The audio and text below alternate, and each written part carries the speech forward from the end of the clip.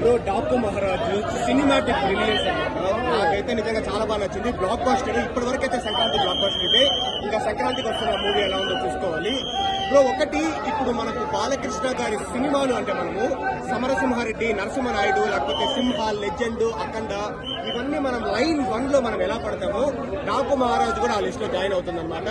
అంటే చాలా కొత్తగా అంటే స్టోరీ లైన్ ఏమో మనకు బాలకృష్ణ గారి ప్రీవియస్ మూవీస్ లో ఉండే స్టోరీ లైన్ సిమిలర్ గా ఉన్నప్పటికీ ఎగ్జిక్యూషన్ అనేది చాలా బాగుంది అనమాట. వచ్చేసి ఆ సినిమాటోగ్రఫీ కావచ్చు, తమన్ గారి బీజిఎం కావచ్చు, అండ్ బాలకృష్ణ గారి పర్ఫార్మెన్స్, డైలాగ్ డెలివరీ నెక్స్ట్ లెవెల్లో ఉంది.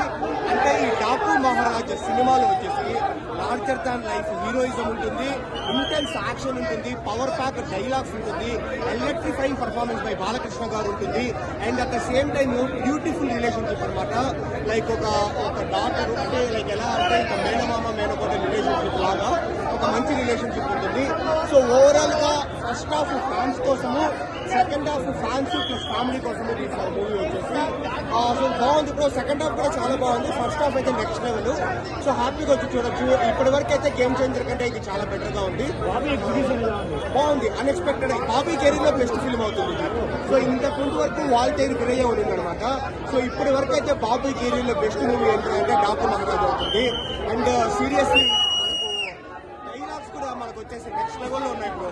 మనం ట్రైలర్ లో చూసిన డైలాగులు కొన్ని లైక్ ఇంకా మూవీలో అయితే నెక్స్ట్ లెవెల్లో ఉన్నాయి. వాళ్ళ డైలాగ్స్ లేవన్నారు కానీ చాలా బాగున్నాయి అనమాట. ఓళ్ళు కోసుకున్నట్టే ఈజీగా గొంతుకులు కట్ చేసుకుంటూ వెళ్ళిపోతా ఎంట్రా వారా సింహం నక్కల మీద పడితే దాన్ని వార్ అని లఫ్ట్ హంటింగ్ అంటారు అని. సో ఇలాంటి డైలాగ్స్ వచ్చేసి మనం కుప్పలు చూస్తాము. ఓవరాల్ గా బాలకృష్ణ గారి దగ్గర నుంచి ఒక ఎక్సలెంట్ మూవీ. సో హ్యాపీగా వచ్చి చూడొచ్చు. అండ్ మా మదనపల్లిలో కూడా నైస్ మూవీ.